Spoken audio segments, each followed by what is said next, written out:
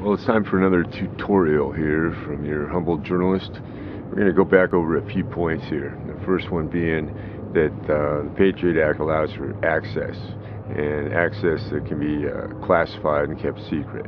That's the main point. I have no items, properties, articles, or possessions that have been secured in my possession since this investigation started 15 months ago. Point one. They got their hands on everything, and everything they got their hands on has been corrupted in some fashion. And that includes my email accounts, my call records, my possessions, my hardware, my computer, and my video camera. And in some cases, they get their proxies to do it. They get people that are vulnerable to the directives of these officials, and they get them to do their dirty work for them. But as far as the banks, the phone companies, the pawn shops, the attorneys' offices, and everything on a long list of things they can access, they don't just access these things. They corrupt them while they're in there. And if they don't corrupt them, they get somebody else to do it for them.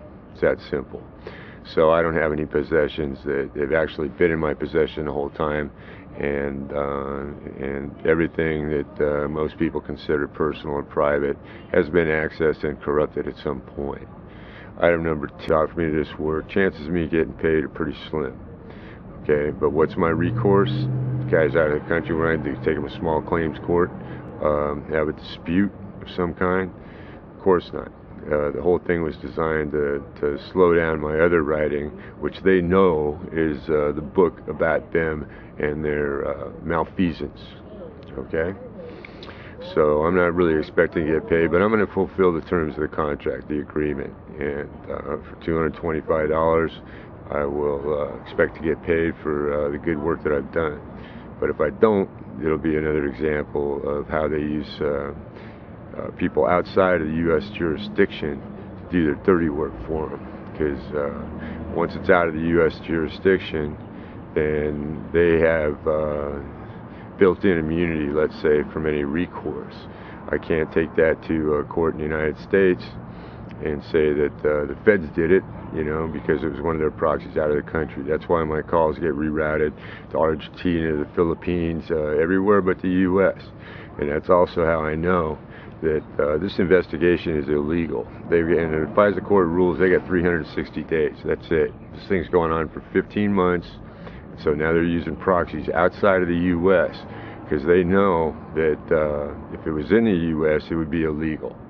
So they have to have their proxies outside of the borders of the United States so that to continue to keep this up and do illegal acts outside of the borders of the United States.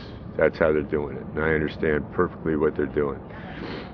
So I've put in more than a week's worth of work on this thing. It was a diversion. It was a diversion to keep me from writing about something they don't want me to write about. You know, it's not a violation of the First Amendment. Blocking my emails, rerouting them, redirecting them, I think that is illegal. But it's still designed to prevent me from communicating, and that is a First Amendment issue. Now, I got a right to speak on a soapbox if I need to, and there's no right to have people cooperate in the publication of that. I understand that, but the locking up of emails, intercepting communications, and using those communications for the purpose of deliberately incriminating a lawful plaintiff in the United States District Court, where they were named defendants, I'm pretty sure that is illegal. Another thing is corruption of my hardware.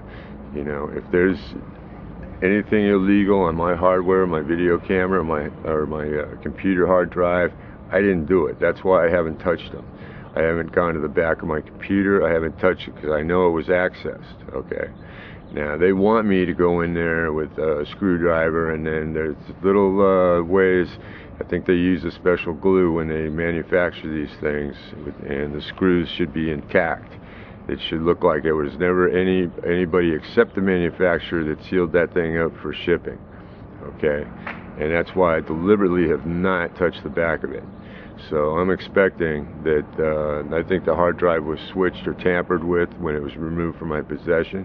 I think that on May 6th of 2007, I was deliberately detained, because I know I can prove that it was handled, and when it was out of my possession, I think it was a deliberate act to remove that property from my possession, and I have no idea where the video camera was, or how it was accessed, or how it was tampered with. I know it was tampered with, when it was out of my possession. They got to it in a storage unit, they got to it in a pawn shop, and they've got proxies that they got a hold of it as well.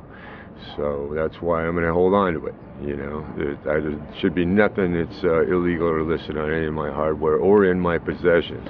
If there is, it was put there when it was out of my possession. And I think we're getting real close to proving this is a pattern of conduct, and it goes across the board. If they're altering emails, and they're redirecting, and they're altering call records and redirecting, then that means across the board I can assume, and I will expect to be able to prove that every piece of possession, every article, all my hardware, everything has not only been accessed, it's been corrupted, redirected, altered in some form with the intent of deliberately and maliciously incriminating a guy that was legally minding his own business and just trying to publish a book according to the First Amendment of the United States Constitution. Now that I know about. I've also noticed that they got the resources, the authority, and the power to go into these places like Starbucks in Pacific Beach, for instance, the Jack in the Box down in San Diego, some of these grocery stores. They lean on these people. I've actually seen people turn off their video cameras, okay, so that allows the feds to go in and run these stalkers at me with their portrayals of illegal activity. And I try to stay on video camera. The video camera is my friend. All surveillance videos are to my advantage. So I get the library. The guy pulls down the shade because all you're going to see is a guy sitting there working on his computer, typing. Okay, I've been in a place recently that I looked up there, and the manager actually turned off the video camera, and then these phony portrayals started. I've seen this Starbucks in Pacific Beach. I was there this morning, and as soon as I sit down, it starts, and I know the manager's aware of it. Some of these people, they look scared. They look like they're going to pee in their pants because the feds just leaned on them. The same behavior I get when I put in a job application. You get somebody starts off friendly and amicable and receptive about getting a job application. I go back, they're either peeing in their pants or they become hostile.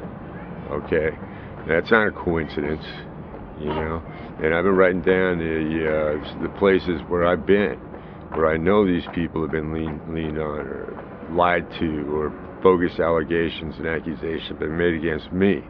That hurts my chances of employment. That's deliberate, because it forces me into these places like these shelters or whatever, where they want me to be, because it just gives them more opportunities to recruit these poor people that are susceptible and vulnerable to their directives. Okay, some of these people, they get them out of jails. They got nothing. They got nothing but trouble, and their troubles can be alleviated if they cooperate with these people. Okay, and I've seen the pattern for 15 months, so I know what the scam is and what it includes. And the thing I'm not sure they do understand, and I'd sure like this to be known, is that in 15 months, I've been trying to get to a court of law for some kind of judicial review on these issues all the way along. I've been to the U.S. District Court 3 times. I've been unjustly prosecuted a couple times, unlawfully detained, and all the way along I've been looking for a chance to present this to a court of law. So they think they're gonna, prosecution, scares me. They got it backwards, Bring it on, because I'm trying to get to the judge. I always have been. ever since it started.